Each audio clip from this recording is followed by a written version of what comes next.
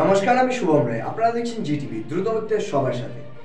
9ই April অর্থাৎ মঙ্গলবার বহরমপুর প্রদেশ কংগ্রেস কার্যালয়ে সাংবাদিক বৈঠক করলেন বহরমপুর প্রদেশ কংগ্রেস সভাপতি তথা সাংসদ অধীর রঞ্জন চৌধুরী।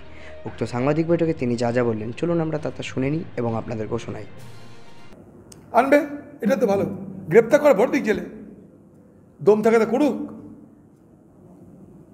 এগুলো সব নাটক চলছে, মানে নাটক। বাংলার মানুষকে ধোঁকা দেওয়া হচ্ছে, আসল অপরাধীদের রক্ষা করা হচ্ছে। আসল অপরাধীদের রক্ষা করার জন্য এখানকার পুলিশকে ব্যবহার করা হচ্ছে। কারণ এখানকার পুলিশ বলছে যে এনআইএ নাকি তাদেরকে কথা বলে সেখানটায় প্রবেশ করেছিল, সেই পুলিশ অফিসারকে তাড়িয়ে দিয়েছে দিদি। তুরন্ত সেই সমস্ত পুলিশ অফিসারকে ট্রান্সফার করে দিয়েছে। এই ঢপের খেলা এখন চলবে। দিদি তার নিজের লোকদেরকে বার্তা দিচ্ছে, অন্যায় করো আমি আছি, অন্যায় করো, লুট করো, বোমা বানাও, বোমা ফাটাও, দিদি তোমাদের সঙ্গে থাকবে। দেখুন, জলপাইগুড়ির ক্ষতিগ্রস্তদের কথা কিন্তু দিল্লিতে বলা হয়নি, সেটাকে মেকআপ করার জন্যে রাজভবনে বলা হচ্ছে। কিন্তু জলপাইগুড়ির ক্ষতিগ্রস্তরা এখনও পর্যন্ত সাহায্য পেল না কেন, তার দায় কে নেবে? প্রধানমন্ত্রী না মুখ্যমন্ত্রী? এর আগেও আপনাদের বলেছি, মুখ্যমন্ত্রীর কাছে 2005 সালে কংগ্রেসের আমলে তৈরি করা ন্যাশনাল ডিজাস্টার রেসপন্স ফান্ড আইন করে তৈরি করা হয়েছিল, ন্যাশনাল ডিজাস্টার রেসপন্স অ্যাক্ট 2005। তাতে রাজ্যের হাতে টাকা থাকে, সেই টাকা এখনও বন্টন হলো না। কেন? কেন নজর ঘোরাতে, কেন চোখ ঘোরাতে, কেন দৃষ্টিভঙ্গি ঘোরাতে, কেন আসল তথ্যগুলোকে লুকাতে? দিল্লিতে ধর্নার নাটক, রাজ্যপালের কাছে ধর্নার নাটক কেন করা হচ্ছে? করুন, কিন্তু সেগুলো তো খবরে আসার জন্য করা হচ্ছে। কাজের কাজ কিছু হবে না, আপনারাও জানেন, আমরাও জানি। নির্বাচন কমিশন, তার আন্ডারে কি ন্যায় কাজ করে? তার আন্ডারে ইডি সিবিআই কাজ করে? মানুষকে সহযোগিতা করার দরকার বন্যার ত্রাণে, সেটা বন্যা বলছি, প্রাকৃতিক দুর্যোগের কারণে, সেটা রাজ্যের দায়িত্ব। রাজ্য সেই দায়িত্ব পালন করছে কোথায়? কেন্দ্র সেই দায়িত্ব পালন করছে কোথায়? কোথায় কেন্দ্র, কোথায় রাজ্য? আমরা জানতে চাই। ভোটের সময় সব উত্তরবঙ্গ সফর শুরু হয়ে গেছে, সেই সমস্ত মানুষের জন্য কি করা হলো আমরা জানতে চাই। রাজ্য কত টাকা খরচা করে তাদের জন্য জানতে চাই আমরা। এখানকার মানুষ জানে আমি কোথায় থাকি। দিল্লিতে যেতে হয়, কারণ আমি এমপি, তো তাই দিল্লিতে যেতে হয়। দিল্লির কাছে শেষ আমাকে বহরমপুরে ফিরে আসতে হয়। দিল্লিতে যাবো না, তখন এখানকার মানুষ বললে আপনাকে নির্বাচিত করে দিল্লি যাচ্ছেন না কেন? দিল্লিতে পার্লামেন্টে আমার যে পার্সেন্টেজ হাজিরার, সেটা প্রায় 90%। আমাকে এই জন্যে দিল্লিতে যাওয়ার জন্য এখানকার মানুষ আমাকে দোয়া করেছে, দয়া করেছে। তাদের কথা বলার জন্য সেখানে আমাকে যেতে হয়। এটা তো আমার দায়িত্ব, রাজনৈতিক দায়িত্ব, আমার নৈতিক দায়িত্ব, মানুষের কথা দিল্লির বুকে তুলে ধরা। তার জন্য আমাকে দিল্লিতে থাকতে হয়। দিল্লির কাজ শেষ হলে কোথায় আসতে হয়? বহরমপুরে আসতে হয়। তাই আমাকে আপনারা দেখতে পান এখানকার সাংবাদিক সম্মেলন কখন করি আমি? যখন বহরমপুরে থাকি। আপনারা রেকর্ডে দেখবেন, যখন পার্লামেন্ট চলে না তখন কতদিন আপনাদের কাছে আমি সাংবাদিক বৈঠক করেছি, নিজেরা দেখতে পাবেন আপনারা। প্রার্থী একবারও আপনার নাম নিচ্ছে না, বারবার আপনাকে রাহুল গান্ধী সম্বোধন করছে। দেখুন, কে কী করছে না করছে তাদের ব্যাপার। প্রচারে নানা রকমের পন্থা নেয় লোকে। আমার বিজেপি পার্টির সঙ্গে আদর্শগত রাজনৈতিক লড়াই, আমার পার্টিরও তাই। আমি একটা জিনিস এটা স্পষ্ট বুঝতে পারছি, বাংলার তৃণমূল পার্টি এবং মমতা ব্যানার্জি তাদের উপরে আত্মবিশ্বাস হারিয়ে ফেলছে। তারা মনে করছে এবারে নির্বাচনের বিপদ আসন্ন। এটা এদের তাহলে প্যানিক রিয়াকশান, এগুলো আতঙ্কের প্রতিক্রিয়া, এগুলোকে বলে প্যানিক রিয়াকশান। না তো এই জিনিস করার কোনো প্রয়োজন ছিল না। প্যানিক রিয়াকশান করছে মমতা ব্যানার্জি। হ্যাঁ,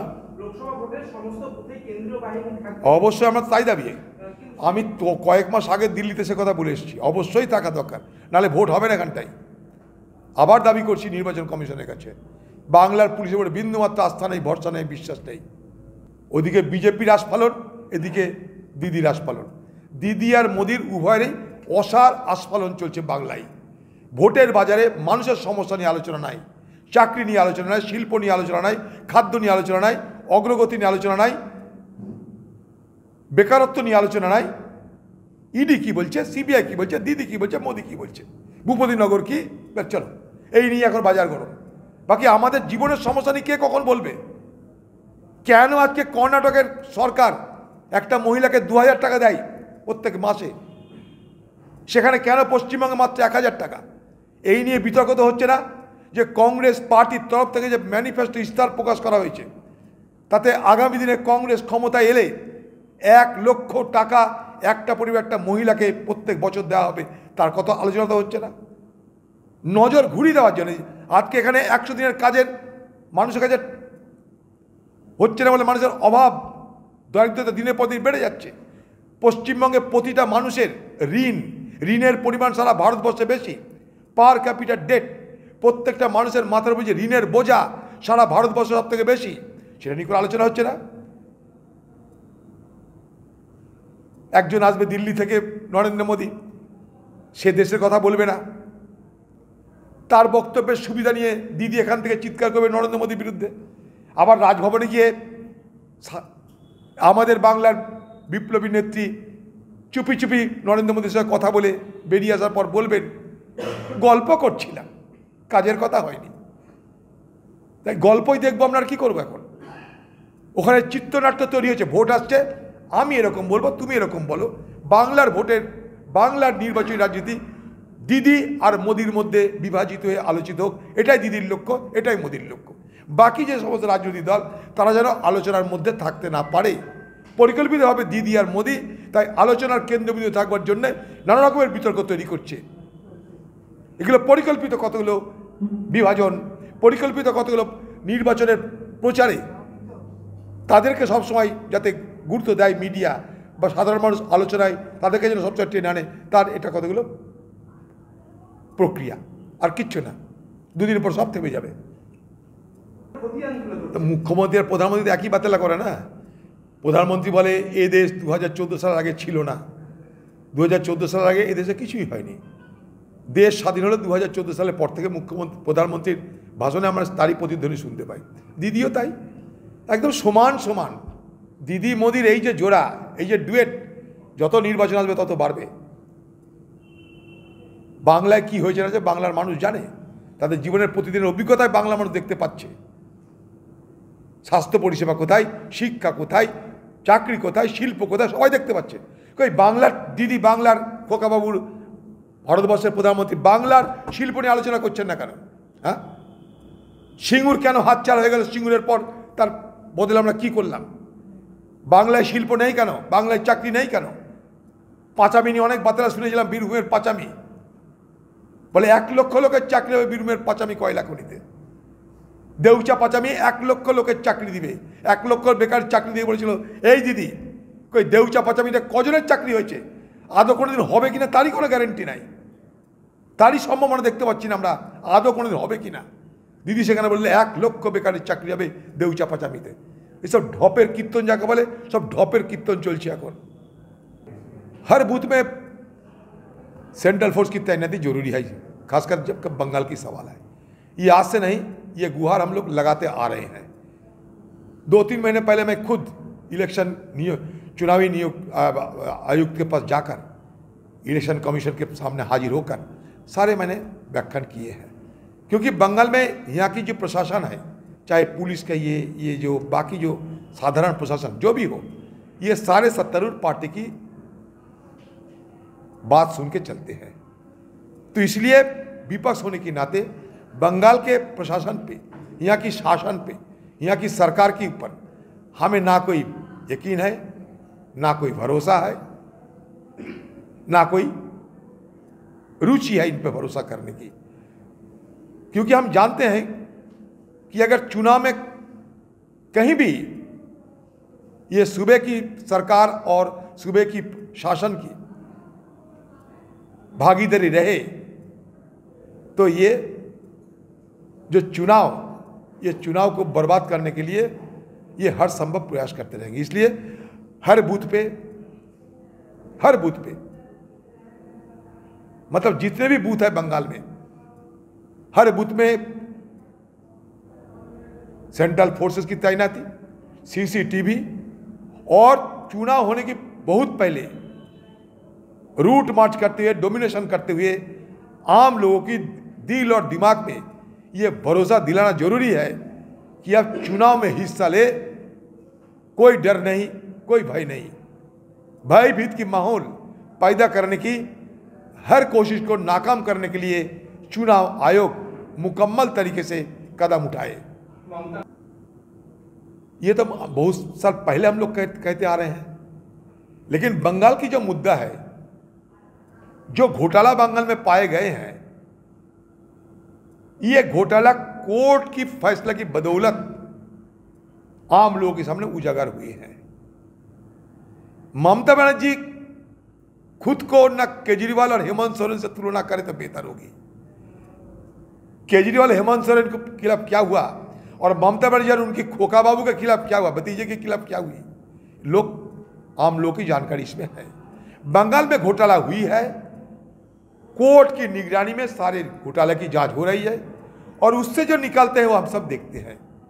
लेकिन दीदी हमारे बहुत चालाकी की तरह, बहुत चालाकी की हैसियत से दीदी 2 को 2 से 4 कर देते हैं।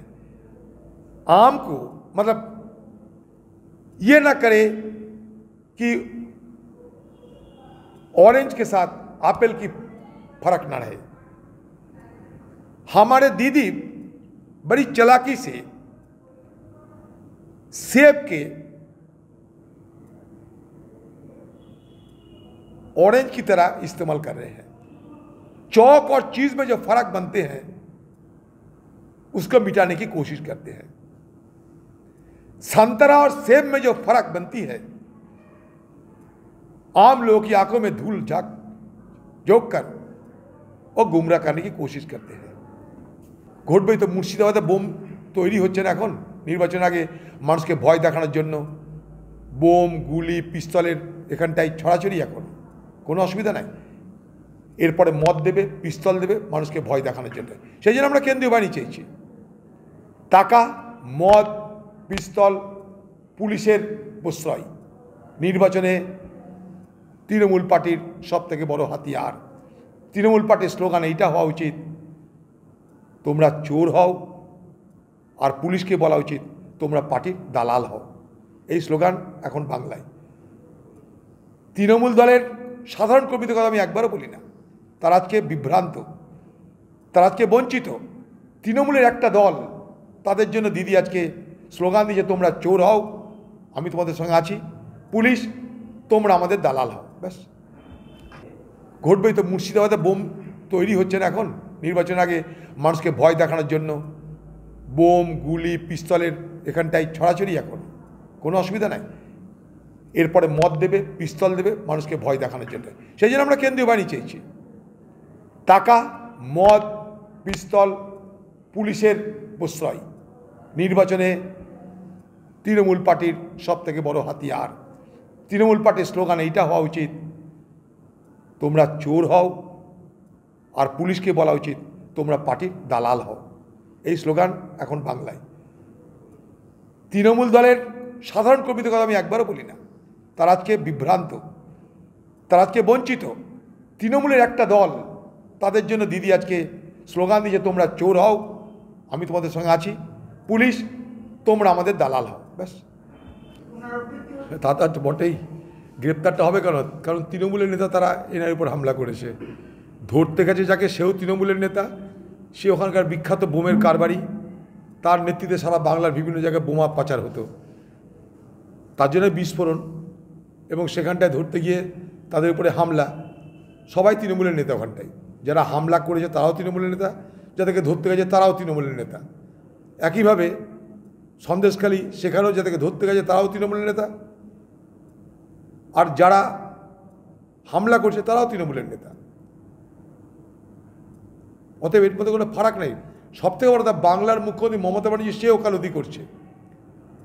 বাংলার মুখ্যমন্ত্রী মমতা ব্যানার্জি সে এই ধরনের হামলার ওকালতি করছে।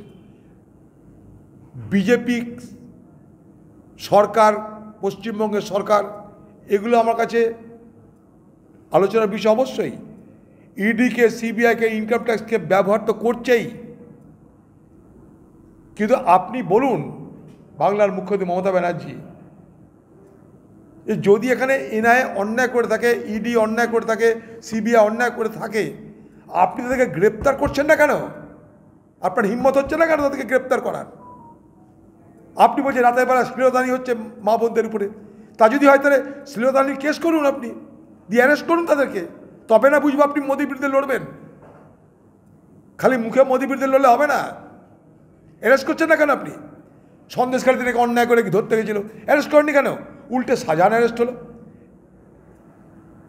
শিবু সর্দার, উত্তম হাজার অ্যারেস্ট হলো, আপনি তাদের কথার মুখে আনছেন না। একদিন অনুব্রতকে আপনি দেশনায়ক বানিয়েছিলেন, সে গ্রেপ্তার হওয়ার পর তার কথা মুখে আনছেন না। এটা তো আপনার স্বভাব। আপনি প্ররোচিত করে, উৎসাহিত করে, প্রশ্রয় দিয়ে বাংলায় ক্রিমিনাল তৈরি করছেন। সেই ক্রিমিনালদের বিরুদ্ধে যে কেউ ব্যবস্থা নিক, সত্যি মিথ্যা পরের কথা, কিন্তু আপনি তার বিরুদ্ধে আইনত কোনো ব্যবস্থা নিতে পারছেন না কেন?